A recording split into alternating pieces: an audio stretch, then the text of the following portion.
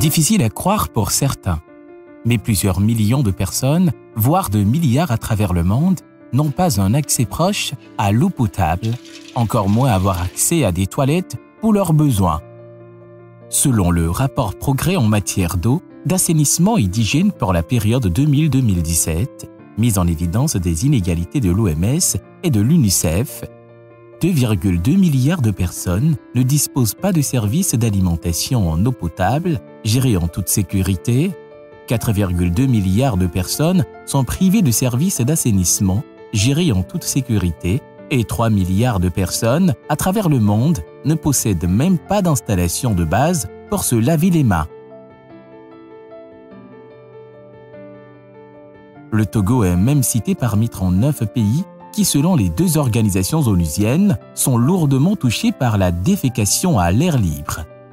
Nul besoin de rappeler l'importance de services d'alimentation en eau potable et d'assainissement gérés en toute sécurité.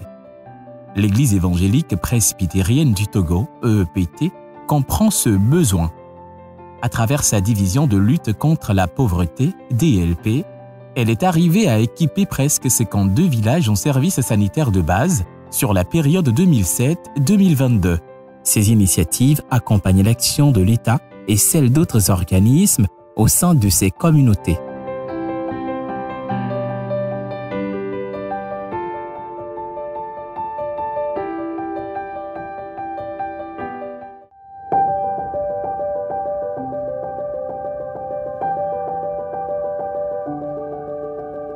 Nous sommes dans le village de Gbavé, une communauté établie dans la région ecclésiastique maritime de l'EEPT.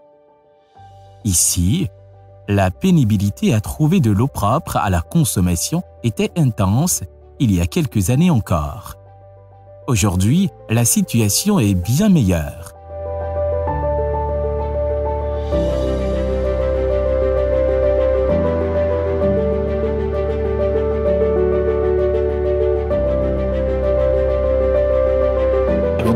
Vous donnez les oreilles, mais tout le monde s'y a bien tombé en retenue d'eau. Il sort, il dit que ta fille arrive à une aquamie, il va coudonner, et tu as un demi. Et tu as mis, tu m'as mis qu'on a dit les va, et tu as vona, et non à poto. Il va y aller, on a mis, et n'a l'éclair, il n'a rien pas de jour. Mais ça c'est trop bon.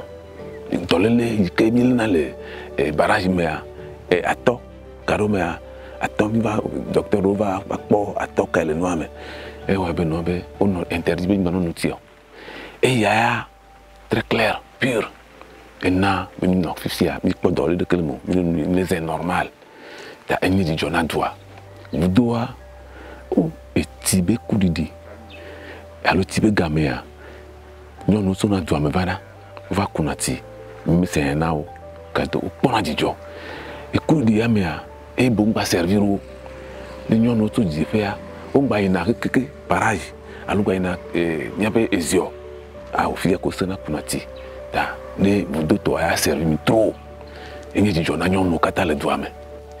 Sans roi mi pena fou na esi le fianto, mi na dijipo ken beva kunasi, et deux barrage, pour barrage au ponadi, da, fifi kova aussi anamia, et jijomi.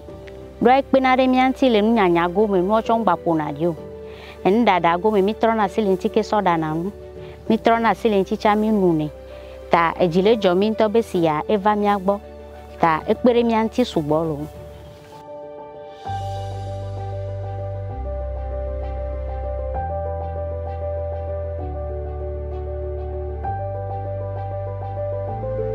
La situation vécue par les populations de Gbavé est similaire à celle de Ouaragni. Ce canton, situé à une vingtaine de kilomètres de Blita dans la région centrale du Togo, dispose depuis 2012 de 3 puits, une aubaine, pour les populations locales. Dans un premier temps, la communauté souffrait d'eau et on allait à plus de 10 km dans les rivières pour chercher de l'eau. Ceci nous apportait beaucoup de maladies. Diarrhée, etc., les vers, tout ça là. Les gens attaquaient ça. Pas plus que cela aussi, les femmes qui vont au loin pour chercher de l'eau, elles viennent tardivement pour joindre leurs maris au champ. Les élèves aussi qui suivent leur maman pour aller chercher de l'eau, souvent viennent en retard à l'école et ils attaquent aussi des maladies. Ceci a fait que, bon, avec l'arrivée de la DLP, avec les puits, cela nous a beaucoup sauvés. Si bien que nous buvons de l'eau potable. Et on a pu, par ça aussi, éviter beaucoup de maladies. Dans ce sens. Et que ça permet aussi aux femmes de jeunes d'éviter leur mari au champ pour des travaux champêtres. Cela aussi a permis aux élèves de ne plus aller en retard à l'école parce que nous avons de l'eau proche et qui est aussi propre, saine.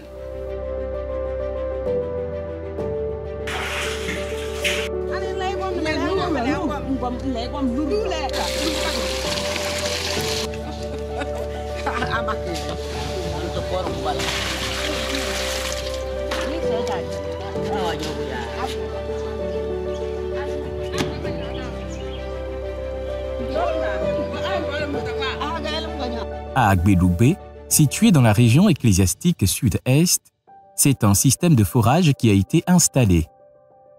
Tous les jours, ces femmes viennent se retrouver autour de cet ouvrage pour en tirer tout le bénéfice.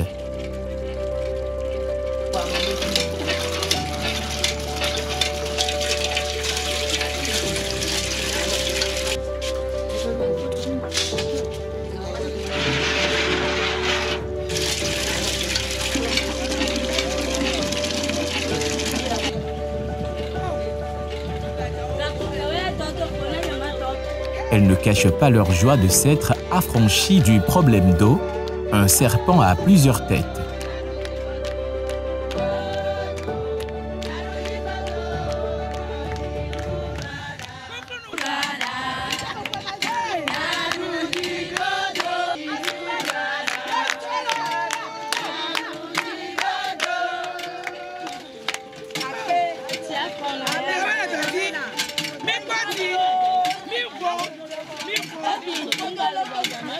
Doti gbegbele wa mi nua ena be edoko mele po ena mi gbaye jojo game ke dia gbaye ile mia nya no ti kru kakaka amala takufa ena mi aklabi ena mi dom nya no dom abi fa be dom la deviwo be dom la kaka mi ekodi bokrubi to ti bubula ma mi o menya ne ko deviwo abido dom anya tewa mi lelele ke mi afofo ba onu makuku yo cho pompe ava ne mia oh nyama goko mi cho ya to ma mi mega po yimi cho nde me mia agbedala minyo yimi cho be mi to me fi mi gba mega to be wa dore ko ta mia aye kukunu du kwa agbegbo du kwa agbedala minyo mi megba dagble nuku gba ni opo mo nya ne keta mi to ma ka mi gba nu ti akore mi yimi do mo wa dore ko kesa duo bo fo ya me keti ya va do du ama yimi to kukwa enye ke ne ko ne mi le pa ne ma blo wa ejire ju enu se ma mla imo no blo ne do mo pati no nyangba yi budolala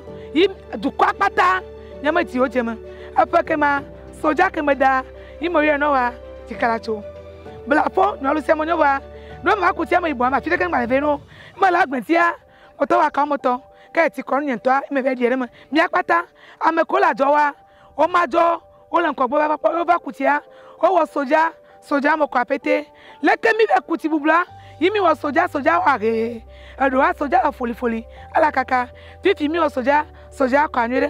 En somme, entre 2007 et 2022, 68 puits et 6 forages ont été réalisés dans les villages accompagnés, au grand bénéfice de plusieurs milliers de personnes. Outre l'eau, des latrines sont construites. Objectif clair, lutter contre la défécation à l'air libre et éviter à la population de nombreuses pathologies comme le choléra, la bilharziose et la dysenterie. Au total, 68 latrines, dont 32 à fosse sèche et Cossan et 36 VIP, ont été érigées dans les villages accompagnés. Il y a un problème d'insalubrité, d'assainissement qui se pose dans le milieu et qui fait qu'il y a des maladies qui sont liées à l'insalubrité, au manque d'assainissement.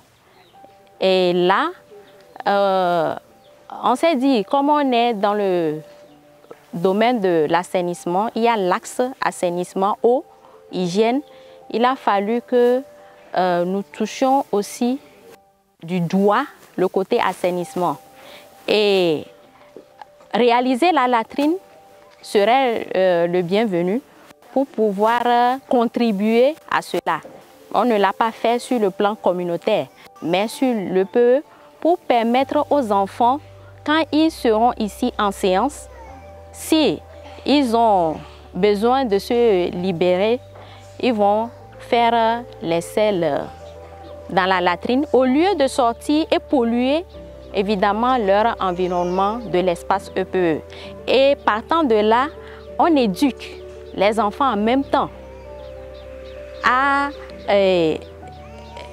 cerner un peu l'importance de la latrine et l'utilisation de la latrine bien sûr. Et pour les adultes, cette action les amène aussi à comprendre que avoir une latrine, ça contribue à l'assainissement de leur cadre de vie. Et c'est un exemple palpable pour eux aussi de pouvoir eux-mêmes réaliser une latrine, même si c'est local, ATPC, comme on le dit, assainissement total piloté par la communauté, comme on le dit, avec les matériaux locaux pour rendre un peu assaini leur milieu de vie et évidemment contribuer à diminuer aux maladies qui sont liées au manque de latrine. Autre infrastructure au bénéfice des populations, des douches douchières. Il est commun dans les villages de voir les habitants se doucher à la Belle Étoile ou dans les douches de fortune faites en paille, en feuilles d'arbre, etc. Cette pratique est source de pollution et de maladies. C'est cela qui justifie les quelques 215 douches douchières construites entre 2007 et 2012 par la DLP au sein des communautés accompagnées.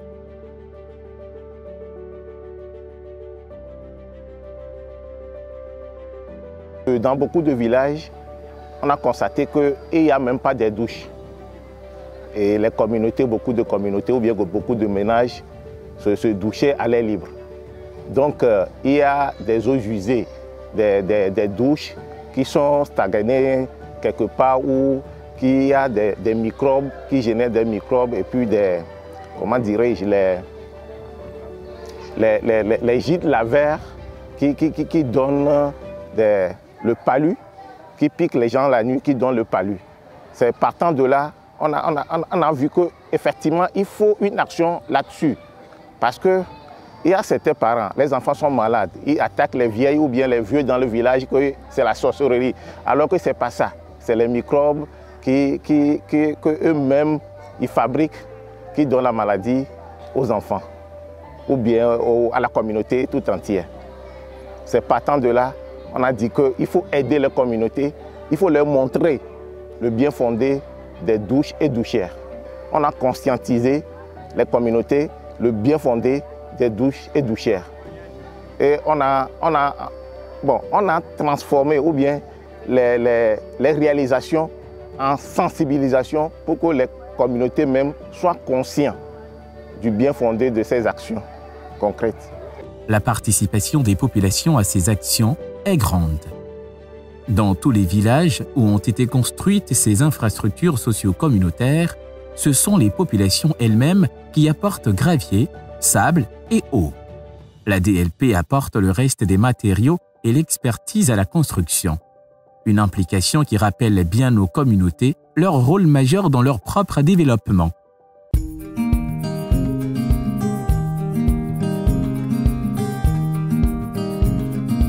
Pour la pérennisation des acquis, ce sont les populations qui s'en chargent.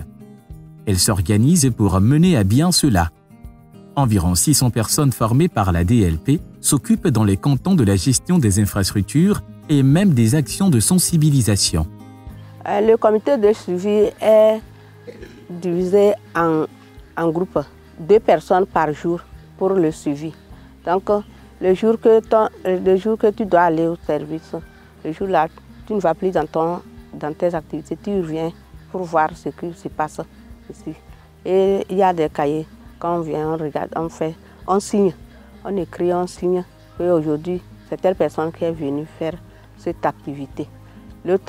Quand le tour de l'autre va arriver, lui aussi il fait ça, les mêmes choses. Et s'il y a des problèmes, c'est là-bas on se réunit et on discute du problème que nous avons. Maintenant, dans ça, on cherche une solution au problème.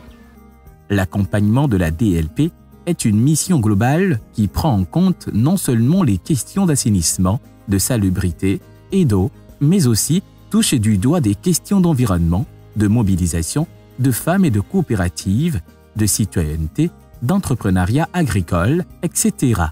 C'est un village de la montagne. Dans un premier temps, l'accès était difficile et il était compliqué aux actionnaires ou bien aux partenaires, les ONG, les associations, de venir aider les gens dans le milieu. Donc, les gens étaient là, ils font le jardinage, mais l'accès pour aller vers les zones agglomérées était compliqué pour eux. Et puis, pour s'organiser et mieux vendre aussi, était difficile parce qu'ils n'ont pas la connaissance de l'organisation, de comment se mettre ensemble. L'autre aspect qu'on pouvait aussi remarquer, il y avait problème d'eau potable dans le milieu. Il y a aussi les arbres. Il y a manque d'arbres, tel que vous observez un peu là. C'est les zones rocailleuses. C'est la zone rocailleuse. C'est les villages de vieux temps. Et puis les enfants partent avec les trafics d'enfants et les voyages des jeunes filles à la recherche du bien matériel hors de chez soi. Il y a le Bénin à côté, le Niger pour accéder, partir aussi, c'est très facile. Donc les filles partaient, les jeunes partaient. Disons que la DLP fait partie des premières organisations qui sont arrivées ici et qui a mobilisé et les femmes et les enfants dans une dynamique de se prendre en charge. Le programme d'appui ayant permis l'accompagnement des 54 villages a connu sa dernière phase de réalisation entre 2019 et 2022. Le programme fini, d'autres villages seront inscrits au tableau de la DLP pour un appui au développement. La proposition de ces villages viendra des régions ecclésiastiques. Nous ciblons les villages qui sont dans des situations difficiles, là où la pauvreté règne. Donc nous ciblons des villages pareils. Le manque d'eau, la pauvreté, c'est-à-dire si vous voyez les villageois, la population, vous saurez effectivement que vraiment ils souffrent. Donc c'est de tels villages que nous ciblons et que nous confions à la DLP pour ces actions. Chaque région identifie 5 villages par programme. La DLP fait les prospections et des 5 retient 3.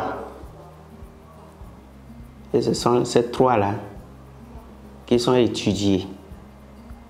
Donc le processus d'accompagnement, il y a l'immersion, la planification des actions en fonction des problèmes prioritaires des milieux, la recherche de financement, d'appui financier, la mise en œuvre des programmes et l'évaluation. C'est l'occasion pour remercier tous nos partenaires, locaux comme extérieurs. Pain pour le monde, qui est notre partenaire financier et qui continue à nous soutenir. Nous lui disons merci. Nous disons merci à nos partenaires locaux qui sont dans les villages, des gens qui se sont librement donnés, volontairement et bénévolement, pour la réalisation des actions de développement dans leur localité. Nous disons merci à l'Église, qui est notre Père, pour tous ces soutiens multiformes, qui a mis ce cadre à notre disposition et les cadres sur lesquels se déroulent les espaces enfants pour enfants. Nous disons merci à nos partenaires techniques tels que le SECA, tels que la CEVA, pour ne citer que cela. Nous disons vraiment merci au personnel de la DLP qui se bat la nuit comme le jour, sans tenir compte des jours fériés et les week-ends, pour être dans le temps et pour ne pas être en déphasage par rapport au chronogramme tracé et accepté par les partenaires. Je suis vraiment comblé de leur contribution, de leur participation. Que Dieu, le Tout-Puissant, qui est le maître de la création, nous protège pour qu'on gagne encore d'autres victoires. Une page d'histoire s'ouvrira prochainement pour certains villages, ceux qui seront retenus par la DLP.